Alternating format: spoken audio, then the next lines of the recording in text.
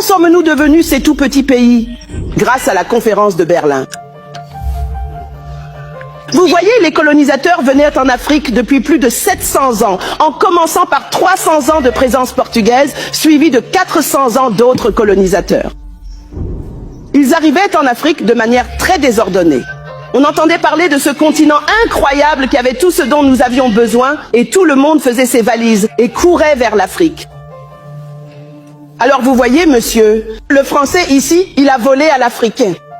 Et voilà que monsieur, l'anglais, arrive à son tour. Il commence à voler au français ce que le français a volé à l'Africain. Et avant que vous ne vous en rendiez compte, voici la Belgique qui vole aux Britanniques ce qu'ils ont volé aux Français. Les Français avaient volé, et avant que vous ne le sachiez, ils se battent entre eux.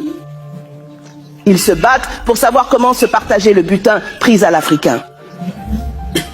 Donc très vite, ils se préparaient à mener une guerre européenne sur le sol africain.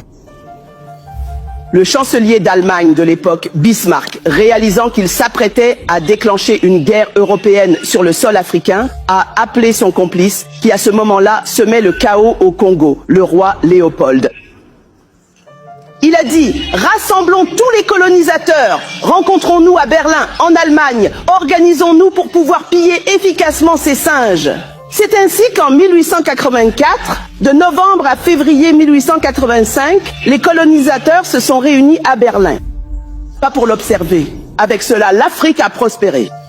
Ils se sont réunis à Berlin pour s'organiser afin de pouvoir piller efficacement l'Africain. Ils se sont aussi réunis pour une autre raison. Ils se sont également réunis pour s'organiser afin de s'assurer que l'Afrique et ses enfants soient à jamais vaincus et dominés. Je répète. Il y a 135 ans, ils se sont réunis pour s'organiser, pour veiller à ce que l'Afrique et ses enfants, sur le continent africain et à l'étranger, soient à jamais vaincus et dominés, et pour s'assurer que leur avenir soit sécurisé et prospère. 135 ans plus tard, en 2019, rien n'a changé. La conférence de Berlin nous a donné des pays comme la Gambie, Djibouti, le Burundi, la République d'Afrique du Sud, le Togo, le Lesotho, l'Eswatini, et la liste continue, montrant l'impact durable de cette conférence historique sur la formation des nations africaines modernes. En fait, tous, les pays africains, et ils ont fait une chose de plus. Ils ont pris tous ces petits pays minuscules. Ils avaient cette grande et vieille carte de l'Afrique devant eux, en train de faire leur stratégie.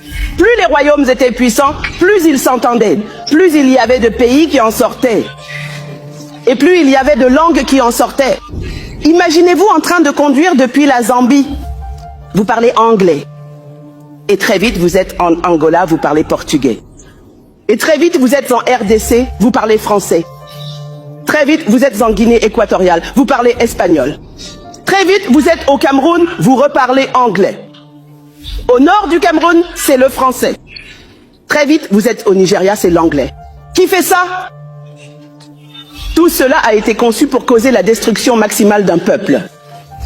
Donnez-lui une génération, les gens qui étaient autrefois unis ne sauront même plus qu'ils étaient liés.